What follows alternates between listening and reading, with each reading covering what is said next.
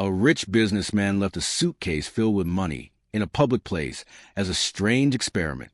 A 9-year-old girl found it and brought it to the police instead of using it. That single decision made the man curious, and he began searching for her. The police station smelled of stale coffee and metal. Skye stood inside holding the suitcase tightly with both hands. Her fingers hurt, but she didn't risk putting it down. If she did, someone might think she was hiding something. A few officers stared at her. One woman stopped typing. A uniformed man turned toward Skye, and another officer lowered his phone. An older officer approached slowly. His face didn't look angry, just tired. "You all right?" he asked. Skye nodded even though her throat felt tight. "You here by yourself?" he asked again. She nodded. He bent a little so she didn't have to look so high up. "What's in the suitcase?" Skye's answer came out smaller than she intended. "Money." The room grew quiet. "How much?" "I don't know." "A lot." "Where did you get it?" "I found it." His expression shifted, not angry, just unsure if he should believe her. "Where?" "Near the bus stop by the old terminal." He stood upright and looked at someone behind her. Skye turned. A man in a dark suit walked toward them. He didn't look like the others. His shoes clicked on the floor, and everything about him seemed expensive.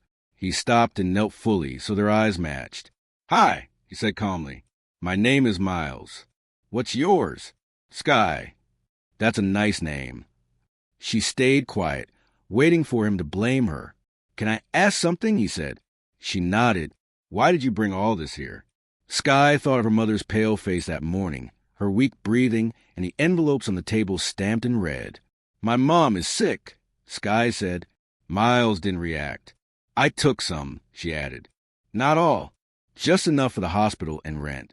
I wanted to bring the rest back later, but I got scared, so I brought everything." Her eyes burned, but she blinked quickly. She hated crying in front of adults. "You did something difficult today," Miles said. "Am I in trouble?" she whispered. Miles tried to answer but paused, and that silence told her enough. "I didn't want to steal," she said softly. "I just didn't want her to die." Officers whispered and made calls. Someone wrote notes. Skye's hand shook. "Can I go home?" she asked. Miles didn't respond immediately. He stood straight, spoke with the other officers, and they exchanged head shakes. Skye knew adult body language too well. "Skye," Miles said gently, "I need you to wait here for a minute." "Where are you going?" "Just there. You'll still see me." A female officer brought a plastic chair. Skye sat and kept the suitcase between her knees, still holding the handle. Miles spoke quietly with two officers.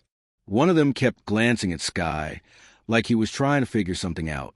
Skye's stomach hurt. She hadn't eaten since yesterday. Her mother gave her the last piece of bread, but Skye lied and said she wasn't hungry. The wall clock said 4:15. Her mother would be awake now, scared, wondering where she'd gone. Skye should have left a note, but didn't know what to write. Miles returned, pulled a chair, and sat beside her. "I need to ask some more questions." "That okay?" She nodded. "How old are you?" 9. "Where do you live?" She told him. His expression showed he recognized the neighborhood. "And your mom?" "Name." "Altha. She's sick." "What kind of sick?" Skye didn't know the medical terms. "She can't get out of bed sometimes. She forgets to breathe right." Miles leaned closer. "Anyone else at home?" "No." "How long have you been caring for her?" Skye tried to guess. Days and weeks felt the same. "A while," she said. "Does she know where you are?" "No." "Does anyone know?" She shook her head. Miles rubbed his face, frustrated. Another officer approached. Older, gray hair. "We need to contact child services," he said. Skye didn't know what that meant, but she sensed danger. When the officer walked away, Miles looked back at Skye. His eyes showed a kind of worry he couldn't hide. "Some people are going to come here," he said. "They'll ask questions. They might want to take you somewhere safe for a little while." Skye's chest tightened. "I don't want to go anywhere. I want to go home," she said. "I know. My mom needs me." "I understand," Miles said quietly. "Please don't make them take me." He closed his eyes for a second. When he opened them, his voice was calm. I'll try to help. I need you to trust me a little. Sky didn't know if she should, but she nodded anyway. 20 minutes later, a woman walked in wearing a gray jacket and holding a folder. She introduced herself as Mrs. Patterson from Child Services. She sat in front of Sky and opened her folder. I need to ask questions about your home, she said. I already answered questions, Sky replied. I need to hear them from you, directly. Miles stood nearby, watching. Do you have food at home? Mrs. Patterson asked. Sometimes. What did you eat today? Nothing yet. The woman wrote notes. The sound of her pen bothered Sky. What about yesterday? Bread. And your mother? She's sick. We went to a clinic last month. They said she needs medicine and tests we can't pay for. Is she able to take care of you? Sky stared at her hands. She tries. That's not what I asked, Patterson said. She loves me. I'm sure she does, but can she take care of you? Sky didn't answer at first. Then she said quietly, I take care of her. That stopped the pen for a moment. You're 9. You shouldn't be caring for an adult. Who else will do it? Sky asked. Mrs. Patterson closed the folder. For tonight, I think you should come with me until we understand the situation better. Sky stood quickly. I'm not going. It's temporary. No. Sky, it's for safety. I'm already safe. Patterson's voice firmed up. You live with no food, no medical support, and no supervision. That isn't safe. Miles stepped forward. Hold on, he said. Sir, this does not concern you, Patterson replied. Actually, it does. Are you related to her? No. Then you have no standing. I have moral standing. Miles said, That's not legal. Sky felt tears rising. She whispered, Please don't take me away. She's all I have. Mrs. Patterson paused, but didn't change her decision. I'm sorry. It's what's required. Miles looked at her, jaw tight. If you take her tonight, he said, I'll make sure every news outlet knows how this happened. Mrs. Patterson stared at him. Are you threatening me? I'm stating a consequence. The room stayed silent for a moment. Miles turned to Sky again. Where is your mother right now? At home, she said. In bed. What's the address? She repeated it. Miles looked at Patterson. We go check on her, together, then we decide anything. Patterson hesitated, then nodded. Fine, but I'm coming along. They drove together. Sky sat in the back next to Patterson. Nobody talked. Sky watched old buildings pass by the car window. Everything looked smaller from inside a vehicle. The apartment building looked worn and neglected. The entrance door didn't close fully. Mailboxes were marked with graffiti. A torn garbage bag lay on the ground outside. Miles parked and they climbed 3 flights of stairs because the elevator hadn't worked for months. Sky's hands shook as she unlocked the door. Mom, she called softly. It's me. There was no answer at first. Sky rushed in. Her mother was still in bed, eyes closed. For a moment, Sky feared she was gone, but then her chest moved lightly. Mom, Sky said again. Altha opened her eyes slowly and saw her daughter. Then she noticed Miles and Patterson behind her. Who are they? She asked, fear rising in her voice. They're here to help, Sky said. Patterson stepped forward. I'm from Child Services. We need to discuss your daughter's welfare. Altha tried to sit up, but struggled. No, she said. You can't take her. We just need to evaluate, Patterson replied. When did you last eat? When did you last see a doctor? Altha didn't answer. Patterson looked around. The empty fridge, medical bills, water leaking into a bucket from the ceiling. We do our best, Sky said loudly. We're fine. This isn't fine, Patterson replied. We only need help, not removal, Sky said.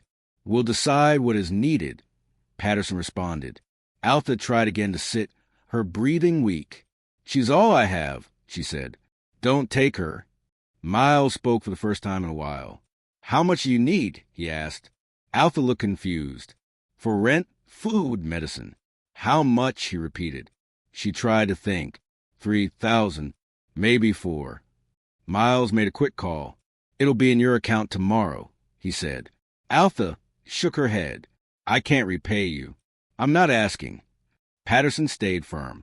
Money doesn't solve immediate safety. She needs medical help. The household needs stability. We review in 2 weeks. If things don't improve, Sky will have to be moved. Alpha nodded reluctantly, tears in her eyes. Patterson left the apartment. The room went quiet again. Miles stood by the window. Sky sat beside her mother, holding her hand tightly. Alpha looked at Miles. Who are you? Someone trying to fix something, he said. How long will you stay? Alpha asked. I don't know, Miles admitted. Sky looked at him. Don't leave yet. Miles pulled a plastic chair and sat near the bed like he planned to stay for a while. Sky watched Miles sit beside her mother, unsure what he was thinking. A few minutes passed before she spoke. Why did you really help us? She asked. Miles looked at her, but didn't answer immediately. That suitcase you found, he finally said. I put it there. Sky stiffened. She released her mother's hand. What do you mean? It was a test, Miles said. I wanted to see what people did when they found a lot of money. I had cameras watching the location. Sky felt something cold move through her chest. You were watching me? She asked. Yes. The whole time? Yes. Her voice cracked. You knew I took some. You knew I was struggling. And you just watched. I thought the experiment was more important than the person, he said quietly. Alpha stared at him. Her voice was weak but sharp. You used my daughter? Yes. For what? To prove a theory about selfishness. What did you learn? Alpha asked. Miles looked at Sky. That I was wrong. Sky stood up, angry and hurt. I trusted you. I thought you were helping because you cared. But you didn't care then. Miles nodded slowly. No, I didn't. Not then. Leave, Sky said. We don't want your money. Sky took a step back, but her mother held her arm. Wait, Alpha said. He's helping us now. He used us, Sky insisted. I know, Alpha said, but right now we don't have food. We don't have bills paid. If he leaves, everything collapses again. That isn't fair, Sky whispered. No, her mother agreed, but it's where we are. Miles didn't defend himself. He just stood quietly. I can't undo what I did, he said, but I can stay and try to help for real. How? Sky asked. By giving more money until you feel better about yourself. By staying, he repeated, not disappearing when it gets uncomfortable. Sky stared at him. You could walk away. I could, Miles said, but I don't want to walk away anymore. The room fell quiet. Alpha leaned back against the pillow, exhausted. Sky sat down again, still unsure. Morning arrived. Sky woke up on the couch, surprised to see a blanket over her. Miles was still there, sitting by the window. He hadn't left. You're here, Sky said. I said I would be. Miles replied, people say that all the time. He turned off the tap and began washing the few dishes in the sink. The fridge was almost empty. He checked the shelves and then made another phone call. What do you eat for breakfast? He asked. Whatever we have. That's not an answer. Pancakes when we can. Miles nodded and made another brief call. Someone delivered groceries an hour later. Bags filled the counter. Milk, eggs, cereal, bread. Sky looked at it without speaking. Relief and shame mixed in her stomach. She checked her mother twice. This time, Alpha breathed better. Miles noticed Sky checking. She's okay, he said. You don't know that. You're right, but she's breathing steady. That's something. Sky didn't respond. She sat at the table and picked at a crack covered with tape. What happens now? She asked. Now we wait. Miles said, the fund's clear. Your mom gets stronger. We prepare for Patterson's check later. Are things different? Sky asked. Not yet, Miles admitted, but we're working toward different. Sky stared at him. You keep saying we, because you're not doing this alone anymore. Why? Miles didn't answer right away. Before he could respond, there was a knock at the door. Sky froze. Miles checked through the peephole. A camera crew and a reporter were in the hallway. The reporter tried to speak through the gap when Miles opened the door slightly. "Can we ask a few questions?" she said. "No," Miles said, blocking the view inside. "The public wants clarity. They don't get access to this child." The reporter tried to look past him, but Miles closed the door and locked both locks. The sound echoed. Sky's hands trembled. "Are they coming back?" she asked. "Probably," he said, "but we don't open the door." Sky looked at the groceries. "I shouldn't have brought the suitcase back," she whispered. "Everything has gotten worse." "No," Miles said, "you did the right thing. Sometimes what's right feels heavy." "I don't want heavy. I want normal." Miles looked around the apartment. "We'll work toward normal." 3 days passed. Miles arrived every morning. Sometimes he brought food, sometimes nothing, but he always returned. Alta's strength improved. She could sit up and drink water. Without help, she stayed awake longer. The money cleared. Miles paid the overdue bills. The electricity and water continued. The landlord accepted rent. Sky watched it all with mixed feelings she couldn't name. On the 4th day, a doctor visited. An older woman named Dr. Chin examined Alta carefully and wrote down medicines and therapy suggestions. Miles covered the cost quietly. Alta cried afterward, holding her daughter. Later that night, Sky found Miles sitting on the building steps.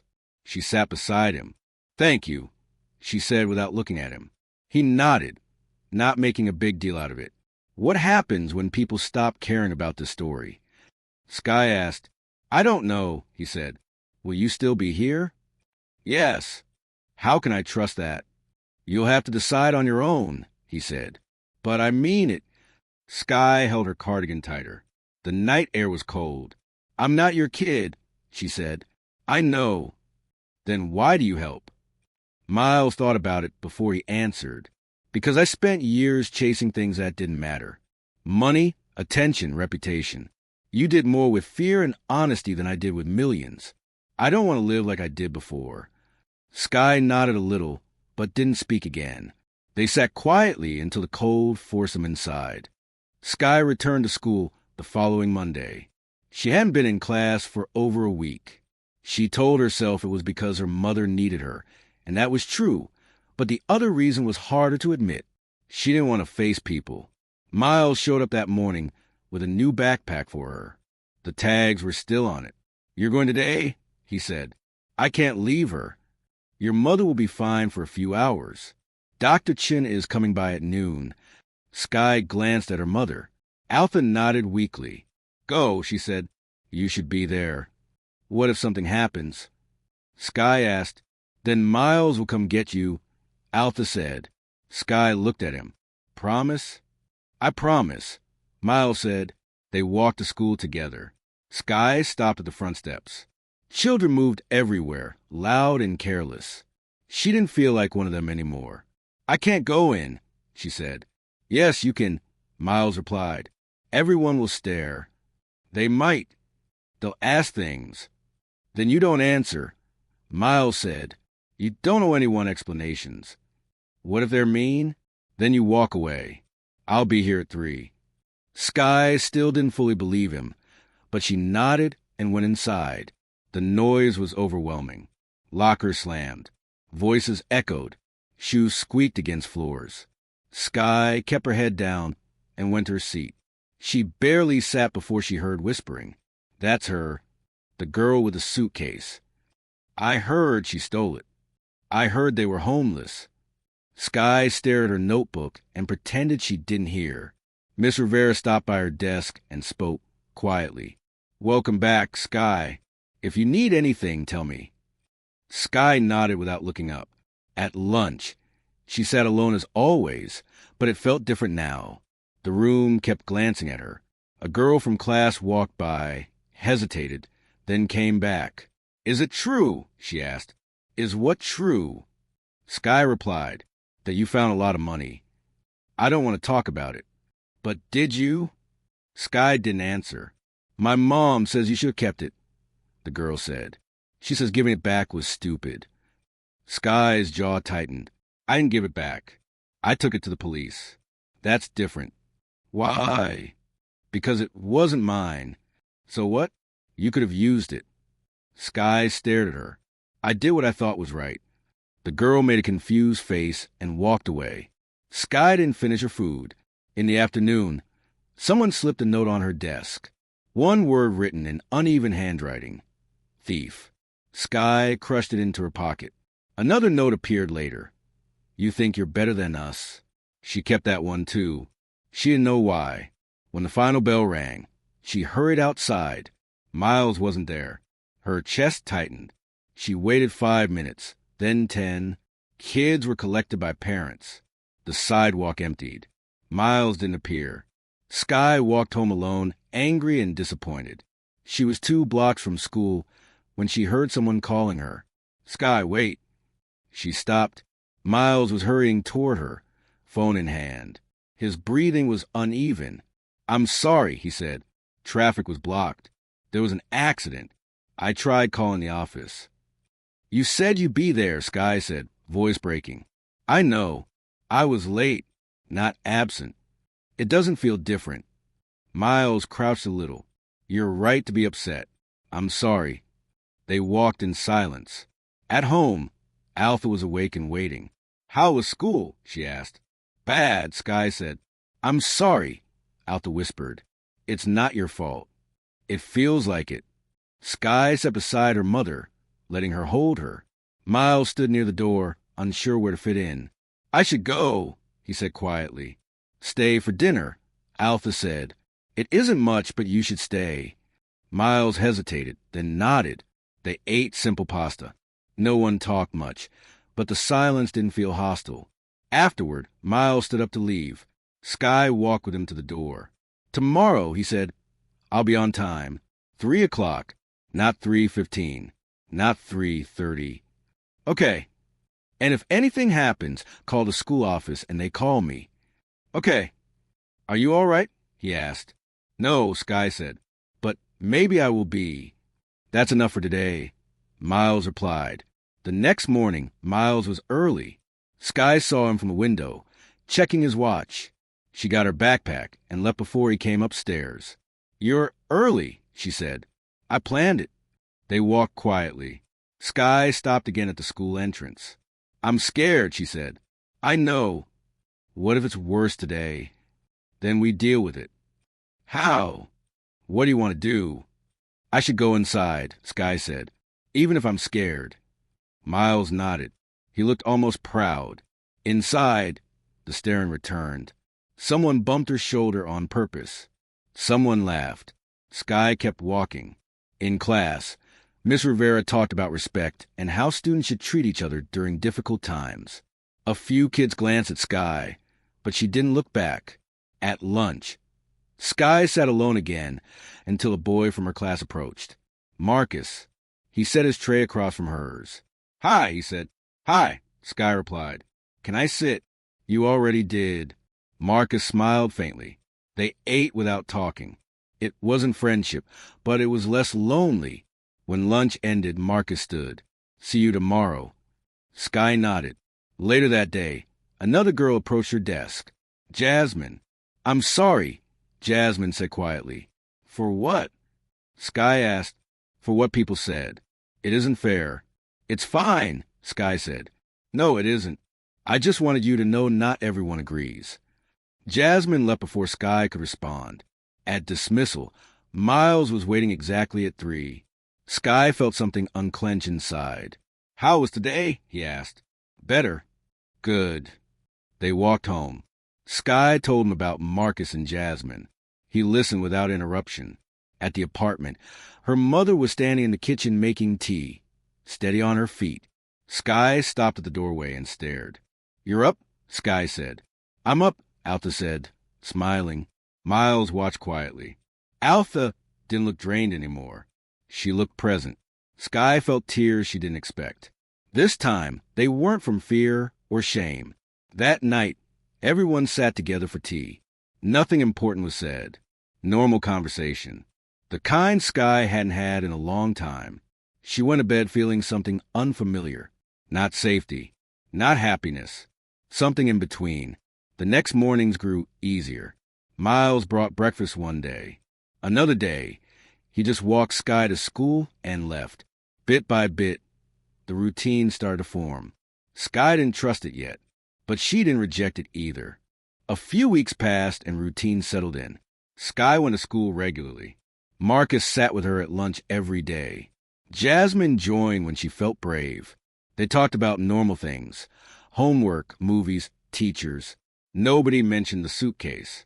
Sky began to sleep without counting her mother's breaths. Not every night, but some. One morning, Miles showed up with breakfast. Eggs, toast juice. They ate together. Afterward, he cleared his throat like he needed to say something important. "I have to go out of town for 2 days," he said. Sky put her fork down slowly. "Where?" "Business. I need to close things, sign papers, things I've been avoiding." Sky stared at the table. "You said you would stay," she said. "I am staying," Miles replied. 2 days isn't leaving. It feels like leaving. Miles didn't respond immediately. "I know it feels that way. But if I don't handle this, I may lose everything I'm using to help you. I have to go." "So you're doing this for us?" Sky asked. "I'm doing this so I can keep showing up." Sky looked at her mother. Alpha gave a small nod. "Okay," Sky said. "But you have to call." "I will. Every night." Miles left that afternoon. The apartment felt emptier without him. Alpha tried to make it feel normal. That night at 7, the phone rang. Sky answered. Miles sounded tired. "How was school?" he asked.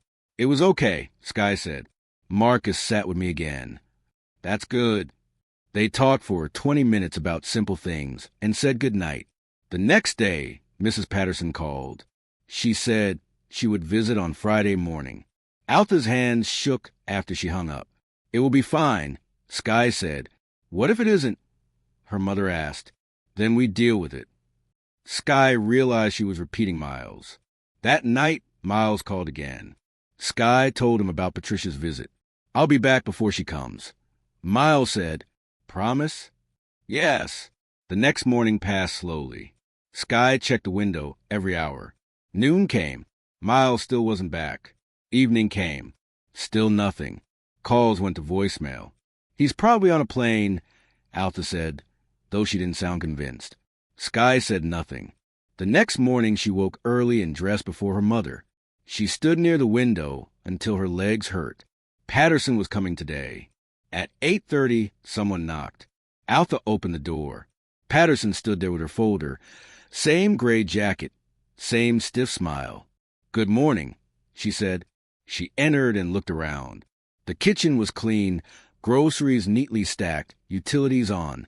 Alpha stood straighter than she had weeks ago. "You look healthier," Patterson said. "I'm taking medication. I'm seeing a doctor now." "And Sky?" "She's attending school every day." Patterson wrote notes, looked in the fridge, checked the cabinets. "Where's Mr. Calderon?" she asked. "He had to travel," Alpha said. "He'll be back today." Patterson didn't respond. She finished her inspection and closed her folder. "I didn't expect this much improvement," she said. "We're trying," Alpha replied. "I'll recommend continued monitoring. Monthly visits for 6 months," Patterson said. "But Sky can stay." Sky almost lost her balance. She stood still, absorbing the words. "Really?" she asked softly. "Yes, but keep moving forward. This isn't permanent security." Alpha nodded, tears running down her face. Patterson walked to the door and left. Sky and her mother hugged each other tightly. "We did it," Alpha whispered. "You're staying." 20 minutes later, another knock.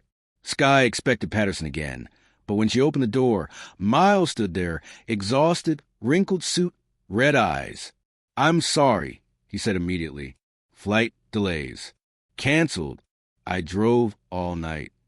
She already came, Sky said. Miles stood still. "What happened?" "I get to stay," Sky said, a small smile finally forming. "You get to stay," Miles repeated, and relief washed across his face. Sky stepped forward and hugged him. He froze at first, then slowly wrapped an arm around her. "Thank you," she whispered, "for not leaving." Miles swallowed hard. "Thank you for letting me try." Alpha stood in the doorway, watching them. She shook her head slightly. "You need sleep," she said to Miles. "You look terrible." Miles laughed under his breath. "I feel worse." "There's a couch here," she said. "I couldn't." "You can," she said. "Sit down before you fall down." Miles didn't argue. He lay on the couch and was asleep in minutes. Sky got ready for school. Before she left, she placed a blanket over him. He didn't wake. Her mother walked her to the door. "We're going to be okay," Alpha said quietly. Sky nodded, and this time she believed it. 6 months passed without the chaos returning. Life didn't turn perfect, but it settled into something steady. Miles visited almost every morning. Sometimes he made breakfast. Sometimes he just walked Sky to school before heading back to work. Alpha grew stronger. She could cook again and handle light chores. She even found part-time work at a grocery store. It wasn't much money, but it was hers, and it gave her back some control. Sky stopped checking the front door every night. She still checked sometimes, but less. At school, classmates didn't stare anymore. Marcus and Jasmine still sat with her at lunch. They joked, complained about math, talked about weekend plans. They never brought up the suitcase again. That helped more than they knew. One afternoon, Miles told them he'd signed a lease nearby. "I'm tired of hotels," he said. "I found a small apartment 3 blocks from here." Sky didn't know whether to feel relieved or unsettled. Having him close meant security, but also permanence she didn't know how to process. "You're really staying?" she asked. Miles nodded. "Yes." "What if you change your mind?" "Then I'll deal with the lease like anyone else." "I'm here." The apartment he rented wasn't furnished properly. A couch and a bed, nothing more. Alpha helped him shop at a thrift store. They bought plates, a chip lamp, a stack of towels. Sky watched her mother picking items and laughing at mismatched things. She hadn't laughed like that in a long time. Miles invited them over the next night. Take out pizza. Sitting on the floor, because there was no table yet. It felt awkward, but not in a painful way. "This place is terrible," Miles said. "It's fine," Alta replied. "It's yours."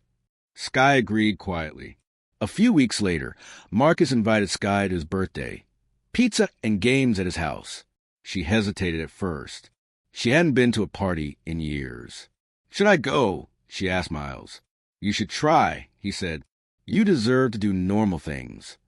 That Saturday, Miles drove her to Marcus's house. She held a book wrapped in plain paper. It took her half an hour to choose it. "You want me to walk you in?" Miles asked. "That would look strange," she said. "Then go," he said. "Text if you need me." Sky rang the bell. Marcus's mother greeted her warmly and pointed her inside. Balloons were taped to the walls. Kids were laughing, wearing paper hats. Nothing dramatic, just a regular birthday scene. Marcus waved her over to the table. They played games. They ate cake. Sky laughed once or twice before she realized she was laughing. It felt new. When Miles picked her up later, she still had a small smile.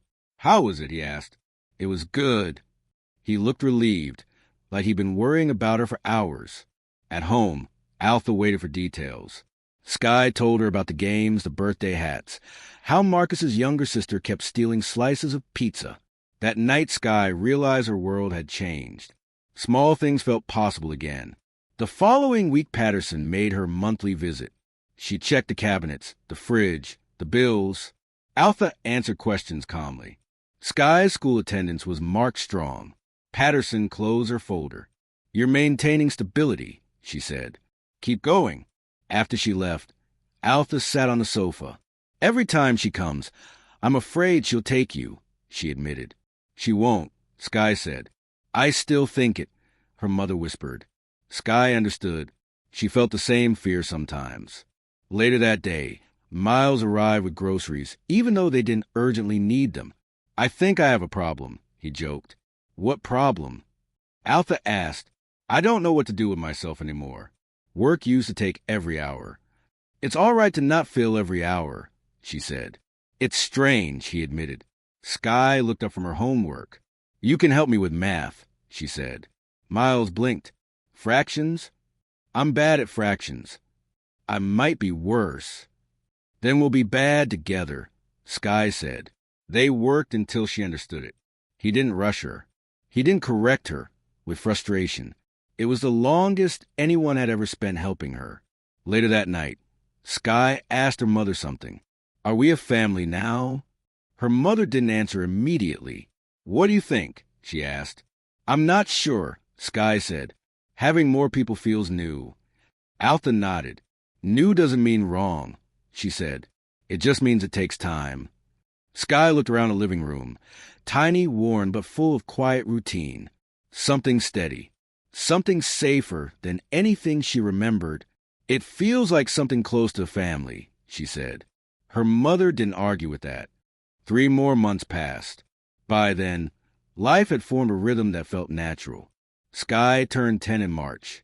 Altha and Miles put together a small birthday gathering at home. Just Marcus, Jasmine, 2 more kids from class, a homemade cake, and balloons taped to the walls. Sky made a wish but didn't share it. She simply smiled and opened her gifts carefully instead of tearing the paper. Later that night, after everyone left, Miles helped them clean up. Altha seemed quiet, almost distant. Miles noticed. You okay? He asked. Just thinking, she said. About what? A year ago we had nothing. Now we have this, she said, nodding at the clean apartment, the gifts, her daughter laughing in the next room. It feels strange. It's not strange, she said. It's progress. Altha didn't reply. She washed dishes longer than necessary. When Miles offered to help, she let out a tired exhale. You don't have to keep buying us food, she said. I know. Then why keep doing it? Because it helps, he said. I can feed my own daughter, Altha replied. I never said you couldn't. You act like we can't do anything without you, she said. There was no anger in her voice, just fear. Miles looked confused. What do you mean? Every time something gets hard, you fix it. You cover bills. You bring meals. I'm grateful, but I also feel like I'm disappearing. Miles sat down slowly, trying to understand. I'm trying to help, he said. I know, she said, but I don't want to depend on you so much that if you walk away, everything breaks again. I'm not walking away, he said. Everyone says that, she replied. You're here now, but if you ever leave, we might fall apart again. Miles rubbed his forehead, frustrated. What do you want from me? Some kind of agreement? He asked. A written promise? No, Altha said. I want to know Sky, and I will survive even if you stop showing up. Sky had been sitting on the couch, quietly listening. She finally spoke. We survived before he came, she said. We can survive if he goes. Altha turned toward Sky. That's not what I meant. It's true, Sky continued. We'll survive. It'll hurt, but we will. She looked at Miles. But I don't think he's going. How do you know? Her mother asked. Because he's not trying to fix everything anymore, Sky said. He's just here. Miles stared at her like she'd said something more mature than her age. She's right, he said quietly. I'm not trying to solve you. I'm just trying to stay present. Altha sat down and covered her face with her hands. I'm sorry, she said. I'm scared of needing someone. Needing people isn't weakness, Miles replied. It feels like it, she said. Miles moved a little closer, but didn't touch her. I'm scared too, he said. Every day I'm afraid of making the wrong choice with you both. But I would rather risk that than walk away again. Altha looked up. What do we do then? She asked. We start by giving each other space. Miles said, no more making you dependent on me. How? She asked. I'm putting money aside in your account, he said. 6 months of expenses. So if I disappear tomorrow, you're still secure. Altha stared at him. You do that? Yes, Miles said. Because I want you to stay because you want to, not because you need the money. Altha didn't respond at first. Then she nodded slowly. Thank you, she said. They sat quietly until Sky spoke again. Can we get pancakes? She asked. Both adults let out a soft laugh. It wasn't a big fix, but it was enough to cool the tension. They went to a small diner the next morning. Sky got her pancakes. Alpha and Miles drank coffee and didn't talk about the argument. The silence wasn't cold, just thoughtful. Weeks passed. Alpha continued her part-time work. Sky improved in school. Miles paid fewer bills and let Alpha handle more. He still showed up, still walked Sky home, still brought groceries sometimes, but only when asked. Some nights, Miles stayed to watch a movie or help Sky with homework. Other nights, he left early to give them space. Balance slowly formed. One evening, Sky fell asleep during a cartoon. Miles lifted her gently and laid her in bed. When he came back to the living room, Alpha was watching him closely. "You care about her," she said. "Of course," he replied. "I didn't expect you to," she admitted. "I thought you'd eventually distance yourself." "I did too," he said, "but I care more than I planned." Alpha stood from the couch and stepped closer. "Do you love her?" she asked. Miles took his time answering. "Yes," he said finally. "I do." "And me?" Alpha asked. Miles looked surprised but didn't retreat.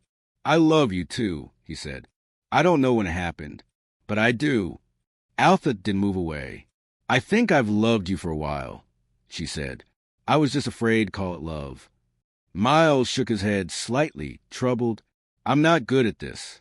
I'm good at money, deals, building things. Real relationships aren't my strength." "Then learn," Alpha said. "We all learn." Miles let out a breath. "I don't want to ruin this," he said. "Then don't," she replied. Sky slept through all of it. She didn't hear the words, but she felt the change later, the way mornings carried more calm, the way their conversations softened, the way the apartment felt less temporary. Nothing dramatic happened after that. No sudden promises. No dramatic speeches. Just a quiet agreement to stay, help, and keep going. It wasn't perfect love or even certain love, but it was becoming something steady, a version of family that didn't rely on blood, only effort. Summer arrived quietly. School ended without drama. Sky's report card was steady. Her teachers marked improvement, especially in reading and math. Miles took them out for ice cream to celebrate. Nothing fancy, just a short walk and a small reward. "What do you want to do this summer?" he asked. "Regular things," Sky said. "Go to the park, watch movies, get bored sometimes." "That we can manage," Miles replied. Most days were slow. Breakfast together, Alpha working short evening shifts, Sky reading books from the small library near their building. Miles sometimes joined them for dinner, sometimes not. There was no schedule, just an understanding. Patterson kept visiting once a month. She checked the pantry, asked questions, wrote in her notebook, and left. She never suggested removal again. Each month she stayed less time, said fewer words, and eventually just reminded them to call if they needed support. Alpha didn't tense up after those visits anymore. She simply exhaled and moved on with her evening. Miles didn't hover as much. He still paid attention, still helped, but now Alpha handled most daily things. Bills were on time. The fridge stayed stocked because she could afford groceries from her paycheck. Medication continued. Dr. Chin checked in twice a month. Life no longer sat on the edge of collapse. Sometimes Sky walked to Miles's apartment 3 blocks away, sat on his couch, and talked about nothing.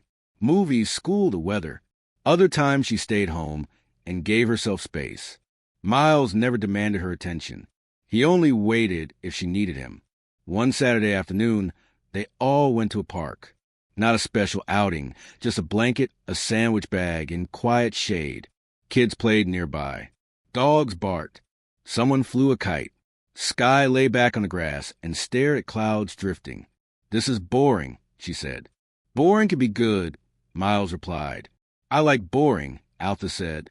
Sky didn't answer, but she smiled. Later that night, Miles walked them home and planned to head back to his place. Alpha stopped him at the door. "You can stay for tea," she said. "I don't want to intrude." "You're not," she said. He stayed. They talked about schedules, school forms, grocery lists, therapy reminders, ordinary things families discuss when life is steadier. Sky listened from the couch. She didn't feel like an outsider. She didn't feel like a project. She simply felt included. When tea was done and the dishes were washed, Miles stood to leave. "See you tomorrow?" Sky asked. "Most likely," he said. "But if not the next day, I'm close by." Sky nodded. She didn't panic at the idea of a day without him. Time had changed that fear. Alpha locked the door behind him and sat on the sofa. "You're thinking," Sky said. "I usually am," Alpha replied. "About what this is?" Sky asked. "Yes," Alpha said. "And I think it's simple. People who choose to stay become part of your life. We didn't expect him. We didn't ask for him. But he stayed." Sky leaned against her mother. "Feels like we have more than we started with," she said. "We do," Alpha answered. "Not because of money, because of time." It was late. The apartment was quiet. The lights hummed softly.